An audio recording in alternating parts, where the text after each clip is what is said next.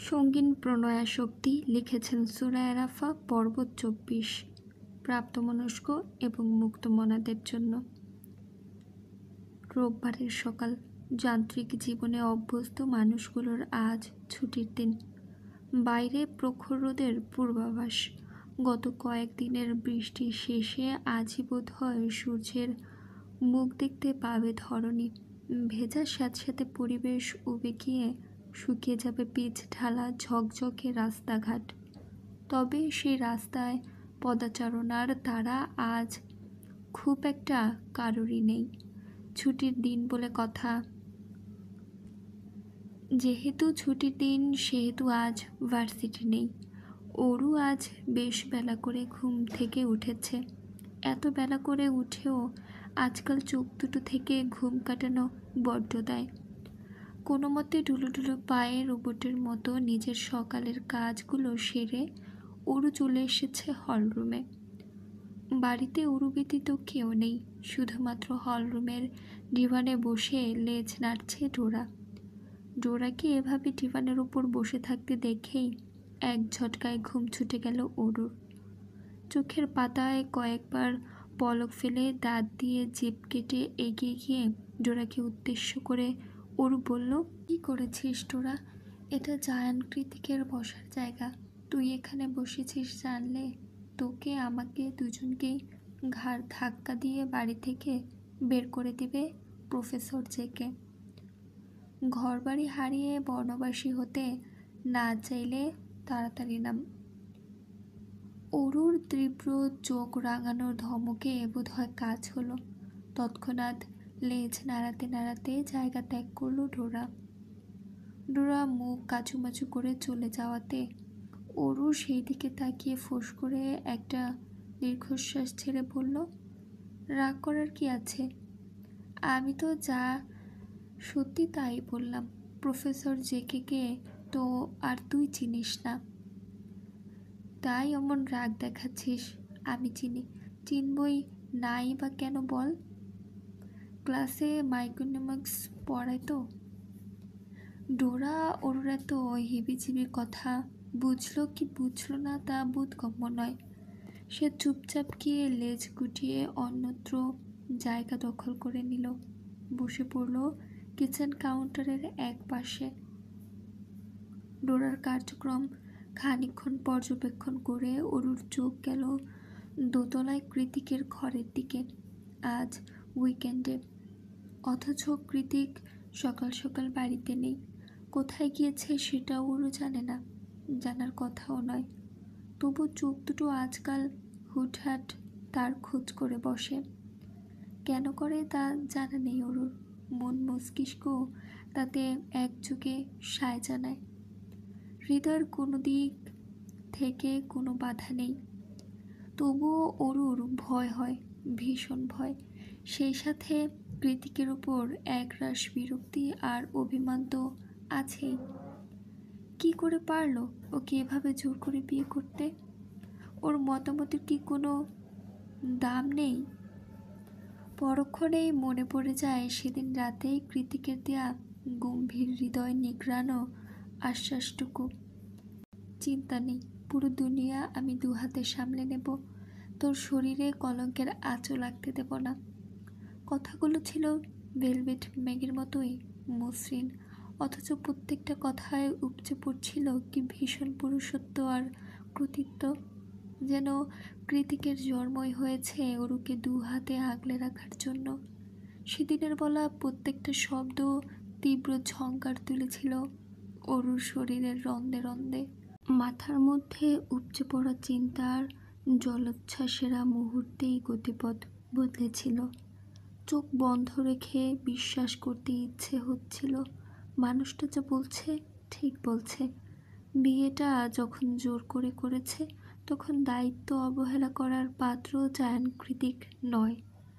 কিন্তু সময়ের পরিবর্তনে আবারও মনে হতে লাগলো তাতে কি আসে যায়। কৃতিক যতই বলুক, ধর্মে যতই প্রাধান্য থাকুক, সৎ ভাইয়ের সাথে বিয়ের সম্পর্ক কোনো সমাজই ভালো চোখে নেবে না, কোনো দিন না। তার ওপর মা আর আপা তো আছেই। ওরু যখন নিজের অনিশ্চিত বৈবাহিক সম্পর্ক নিয়ে গভীর চিন্তায় মগ্ন হয়ে আছে, তখন ল্যান্ড ফোনে ক্ষীণ আওয়াজে ওর ভাবনার সুতো ছিঁড়ে যায়। কৃতিকের শূন্য ঘরের দিকে চেয়ে চোখ নামিয়ে ওরু তাকায় সেদিকে। মনে মনে ভাবে, ল্যান্ডলাইনে কল এসেছে, তার মানে আমার কল। কিন্তু এই সময় কে কল দিল? ওরু ঠোঁট কামড়ে ফোনের ওপাশের মানুষটাকে আন্দাজ করতে না পেরে সহসা এগিয়ে গিয়ে ফোন কানে ধরল। ফোন কানে নেওয়ার সঙ্গে সঙ্গে ওপাশ থেকে ভেসে এলো অনুর উচ্ছ্বসিত ক্রন্দনরত আওয়াজ।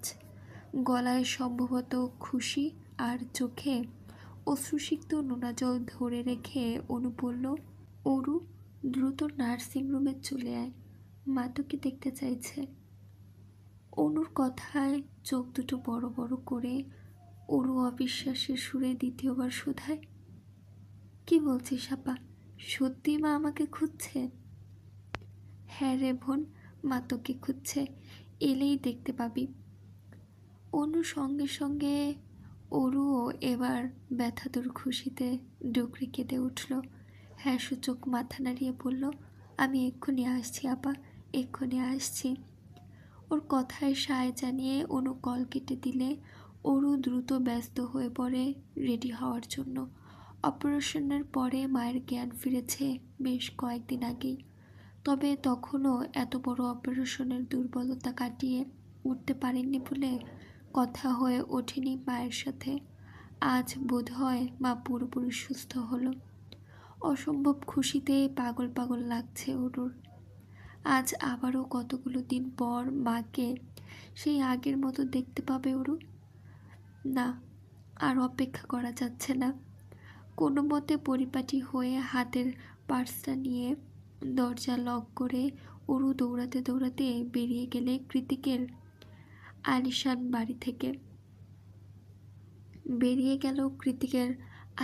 বাড়ি থেকে। হসপিটালে এসে দৌড়াতে দৌড়াতে করিডোর পেরিয়ে মায়ের ক্যাবিনের সামনে এসেই পা দুটো থমকে গেল অরুর। ভেতরের মা কথা বলছে, সুস্পষ্ট আওয়াজ। কতদিন পর মায়ের কথা কানে আসছে। হৃদয়টা গুমট আবহাওয়ার মতোই হাঁসফাঁস করছে ওর। মনে পড়ে যাচ্ছে শুরু থেকে সব কিছু।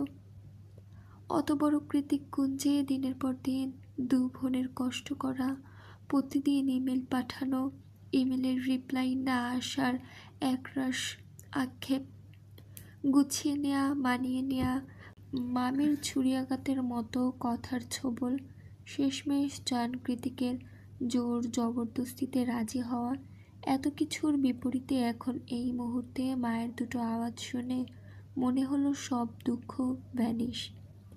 এই জীবনে দুঃখের কিছুই ঘটেনি।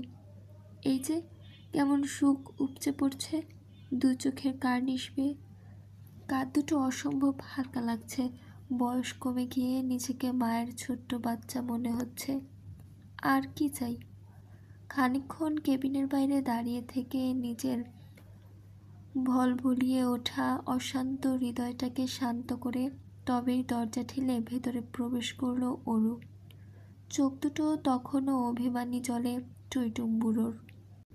কয়েক মিটার দূরত্বে বসে আছে মা। পরনে তার হসপিটালের বরাদ্দকৃত আসমানি রঙের পাজামা সেট।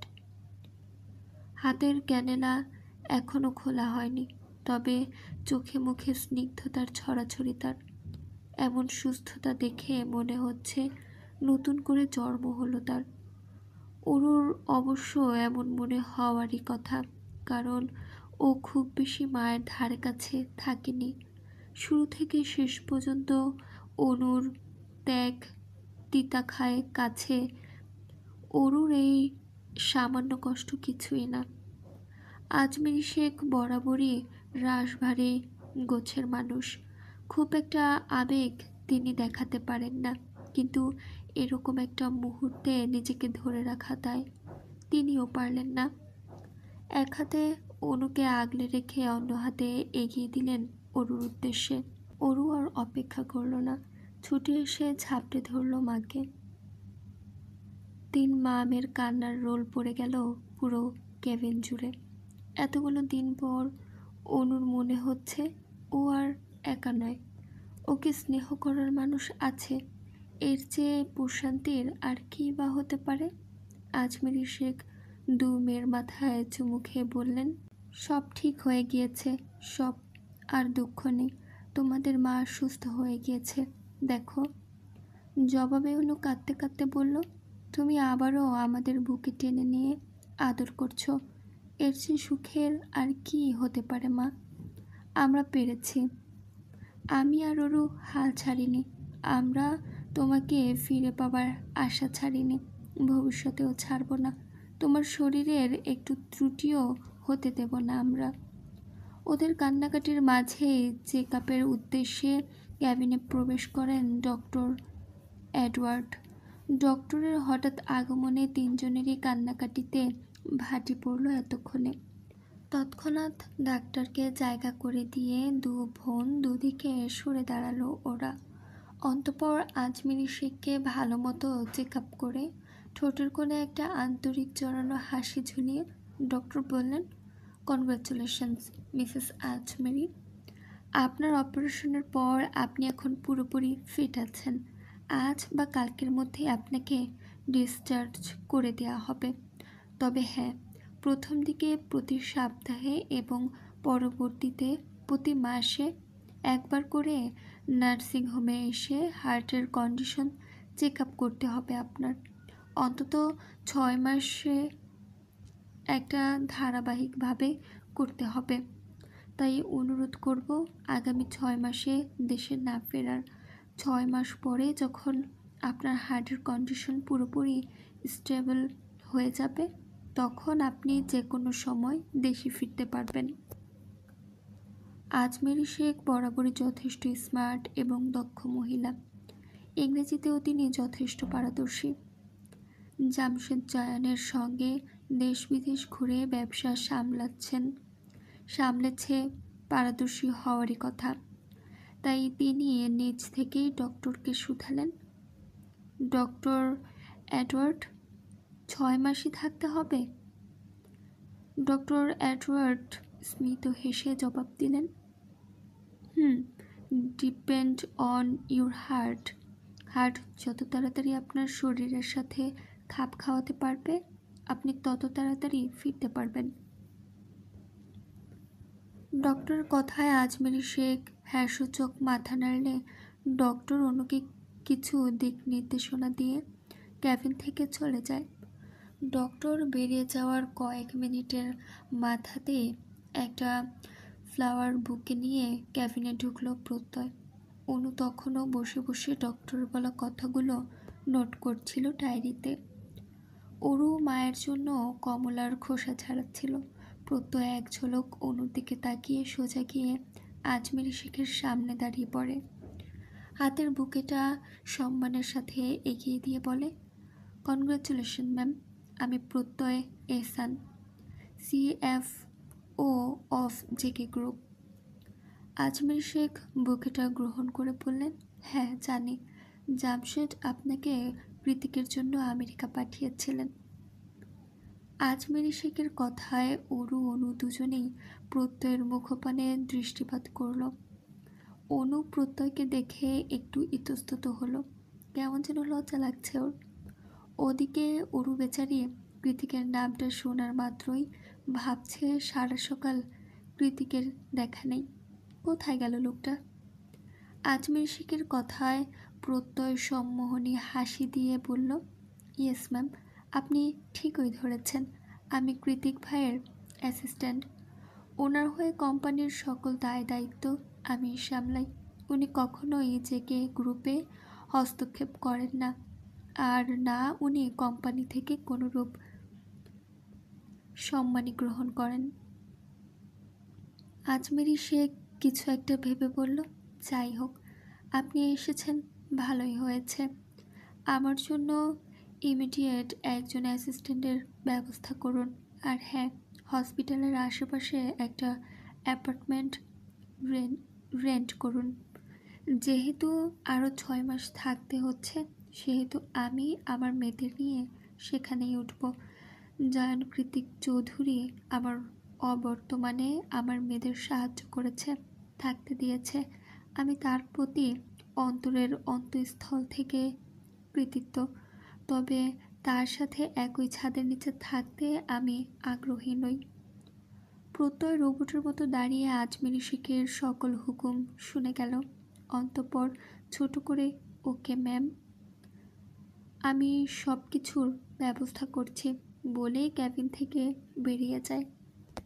আজমেরি শেখের হুট করেই এতগুলো সিদ্ধান্তে অনুর কোনোরূপ ভাবান্তর না হলেও অনুর কেমন যেন ভেতরে ভেতরে শুকনো চিনচিনে ব্যথা অনুভব হচ্ছে।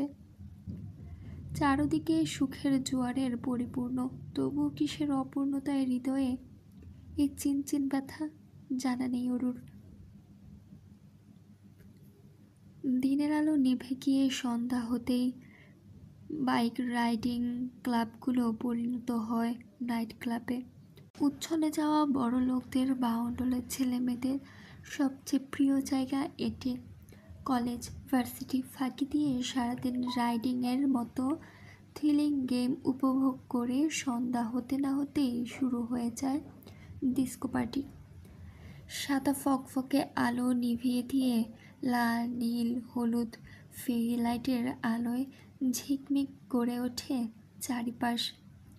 এক সাইডে বিভিন্ন দেশ থেকে আনা সারি সারি কাচের বোতলে সজ্জিত ব্র্যান্ডেড বার কাউন্টার, আর অন্য সাইডে ডিজে গানের ধূপ ধূপ কম্পিত আওয়াজের তালে তালে সকলের ডান্স পার্টি। অবশেষে সারা রাত ধরে মদ্যপান আর নাচের শেষে ভোর রাতে চরম আনন্দে গা ভাসানো। আমেরিকানদের জন্য এর চেয়ে চেয়ারফুল জায়গা আর কোথাও নেই বোধ হয়। এদের মাঝে কৃতিক হলো রাইডিং ক্লাবের সুপার স্টারের মতো। কখন আসে কখন যায় কেউ তা জানে না। ও সাধারণত ম্যাচ শেষ হতেই নিজের ইচ্ছে মতো চলে যায়, কিন্তু আজ কোনো এক অযাচিত কারণে সন্ধ্যার পরই ক্লাবে প্রবেশ করেছে কৃতিক। ওর সাথে অর্ণব রয়েছে। অর্ণবের মুখভঙ্গিমা দেখেই বোঝা যাচ্ছে এরকম একটা ফালতু জায়গায় ওকে জোর করে টেনে টুনে নিয়ে এসেছে কৃতিক। চারদিকের মিউজিক আর হই হুল্লোড়ে কান ঝালাপালা হয়ে যাওয়ার উপক্রম। অর্ণব বিরক্ত হয়ে কৃতিকে বলল, এখানে কেন নিয়ে এলি? তোর যদি এত নাচের শখ হয়ে থাকে তো তোর বউকে নিয়ে আসতে। আমি কি তোর সাথে নাচবো নাকি? চুপ কর শালা। কৃতিক অর্ণবকে চুপ করিয়ে টানতে টানতে নিয়ে গেল বার কাউন্টারে। ওকে বার স্টুলে বসিয়ে দিয়ে নিজেও বসে পড়ল পাশেরটাতে।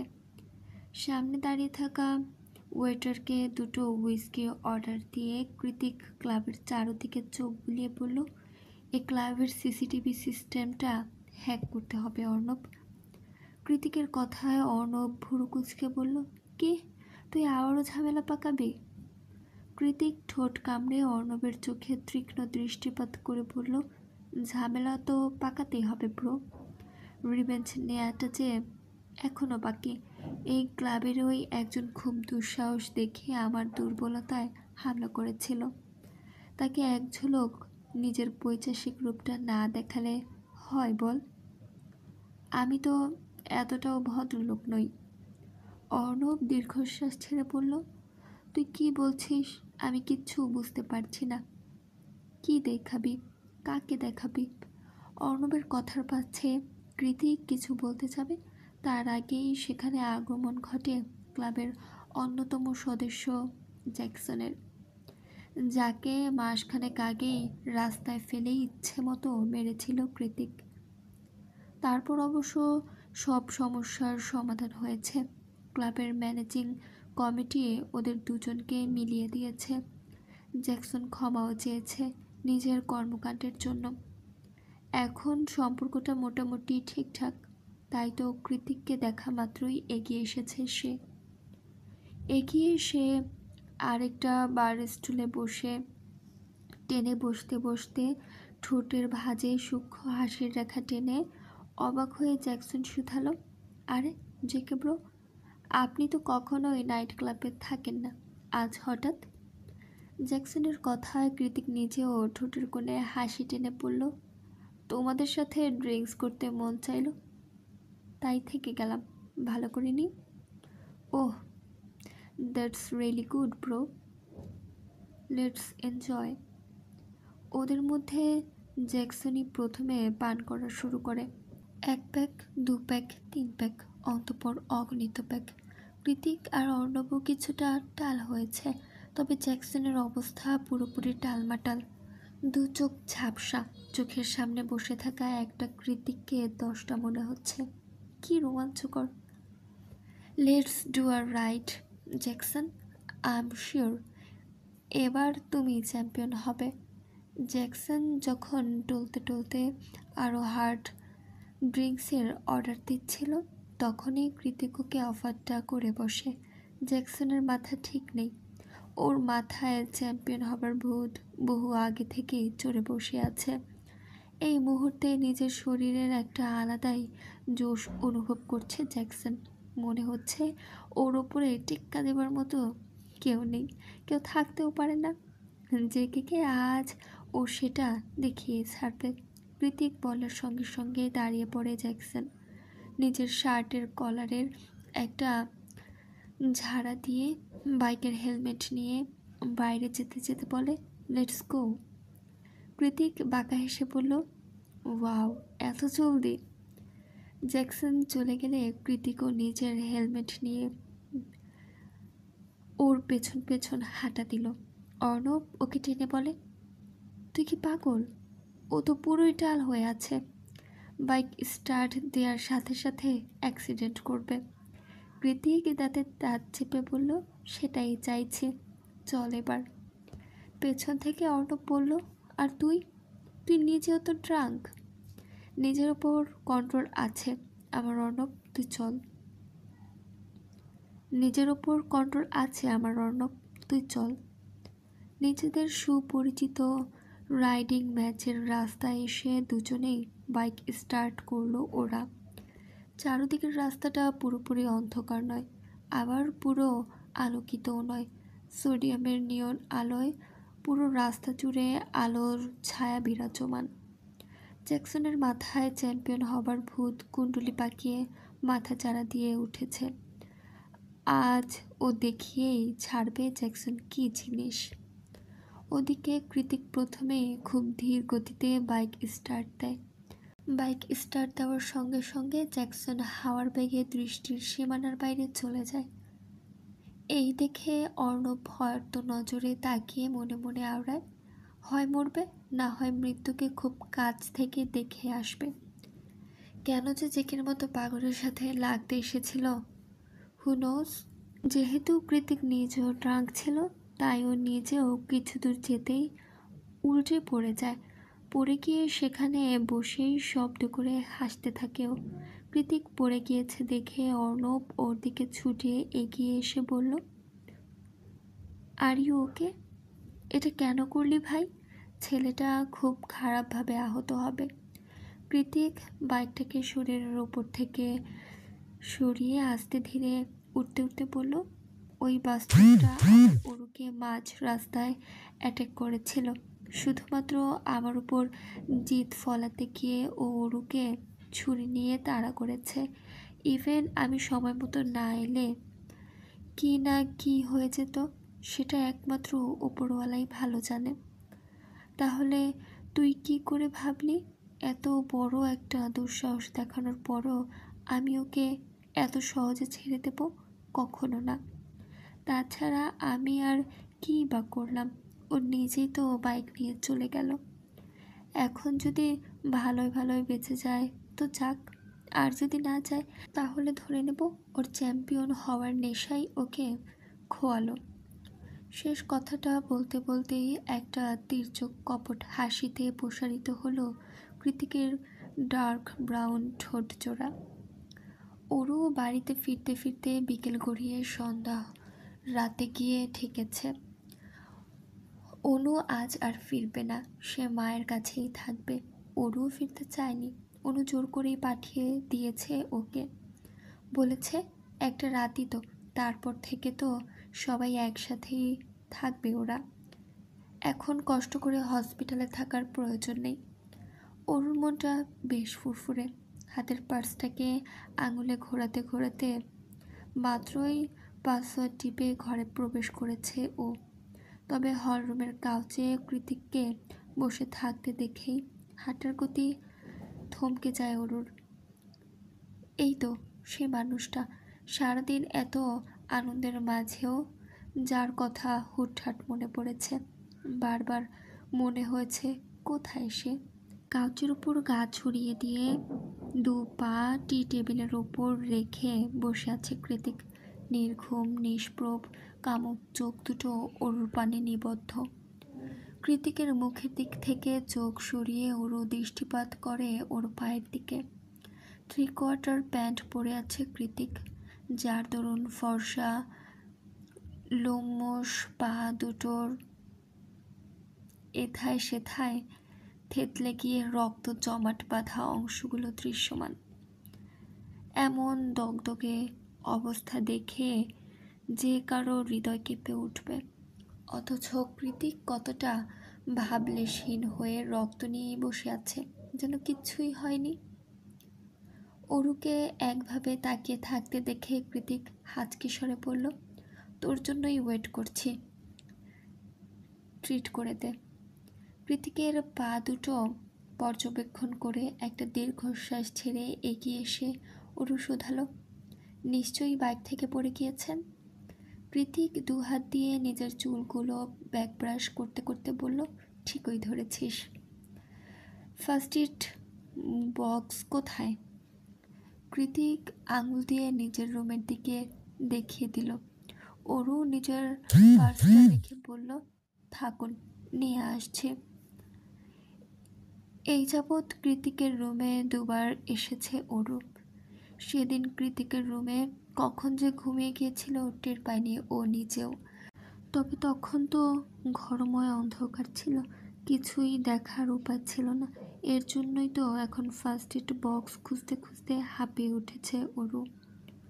রুমের কোথাও খুঁজে না পেয়ে এক টানে কৃতিকের জামা কাপড়ের কাবার্ড খুলে ফেলল ও। কাবার্ডের ড্রয়ারে ফার্স্ট এড বক্স রাখা ছিল। অরু সেটাকে হাতে নিয়ে আরও একটা ছোট্ট বক্স দেখতে পায়। সুন্দর কারুকাজ করা কাঠের বক্সটা। কি আছে এর মধ্যে? প্রশ্নটা মনের মাঝে উকি দিতেই এদিক ওদিক তাকিয়ে অনেকটা বিস্ময় আর কৌতূহল নিয়েই বক্সটা খুলল অরু।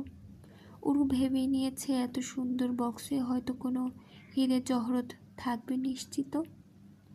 কিন্তু অরুকে পুরোপুরি ভুল প্রমাণ করে দিয়ে বক্স থেকে বেরিয়ে এলো একটা লম্বা চুল। অরু আশাহত নজরে চুলটাকে দেখে নাক সিটকে বলল, ইউ, এটা আবার কি? পরক্ষণেই ওর চুলটাকে নিজের চুলের সাথে মিলিয়ে অরু বলল, আরে এটা তো মনে হচ্ছে আমার চুল। উনি কি কালো জাদু টাদু করেন নাকি? অরু নিচ থেকে ভেসে আসা কৃতিকের ঝাঁঝালো চিৎকারে লাফিয়ে উঠল অরু। কোনো মতে জায়গার জিনিস জায়গায় রেখে ফার্স্ট এড বক্স নিয়ে সহসা নেমে গেল নিচ তলায়। তারপর দৌড়ে এসে হাঁটু ঘেরে বসে পড়ল কৃতিকের পাশে। এতদিন ধরে এ বাড়িতে আছিস, এখনো একটা বক্স খুঁজতে এতক্ষণ সময় লাগে? কৃতিকের কথায় অরুর মনে পড়ে যায় ও আর এই বাড়িতে নেই। কথাটা ভাবতেই ঈশান কোনো মেঘে জমার মতো মনের কোণে সুপ্ত হাহাকার জমে ওঠে অরুর। অরু নিশ্চুপ বসে বসে কৃতিকের পায়ে হাত চালাচ্ছে দেখে কৃতিক ভুরু কুঞ্চিত করে বলল, কি ভাবছিস? অরু তার ছোট ছোট হাত দিয়ে ওয়ান টাইম ব্যান্ডেজগুলো লাগাতে লাগাতে বলল, ভাবছি আজকে যা বলার বলুন, আমি তো কাল চলেই যাচ্ছি। কৃতিক ডিভানের গায়ে নিজের মাথাটা এলিয়ে দিয়ে বলল, আমার ছেড়ে কোথায় যাবি তুই? অরু এবার সিরিয়াস হয়ে কৃতিকের মুখের দিকে তাকিয়ে বলল, কাল চলে যাচ্ছি আমরা। মা সুস্থ হয়ে উঠেছেন। আমাদের জন্য সান ফ্রান্সিসকোতে অ্যাপার্টমেন্ট রেন্ট করা হয়েছে। অরুর কথাটা বলতে দেরি হলো। শক্ত হাতে ওর গাল দুটো চেপে ধরতে দেরি হলো না কৃতিকের। হঠাৎ চওড়া হওয়া তীব্র রাগে বেশ শক্ত করেই অরুর গাল দুটো চেপে ধরেছে কৃতিক। এতক্ষণের শান্ত মসৃণ রূপটা মুহূর্তেই ধারণ করেছে ভয়ঙ্কর অগ্নিমূর্তি। অরুর মনে হচ্ছে ওর গালের হাড়গুলো এক্ষুনি ভেঙে যাবে। অসহ্যনীয় ব্যথায় চোখ দুটো টলমলে হয়ে উঠল ওর।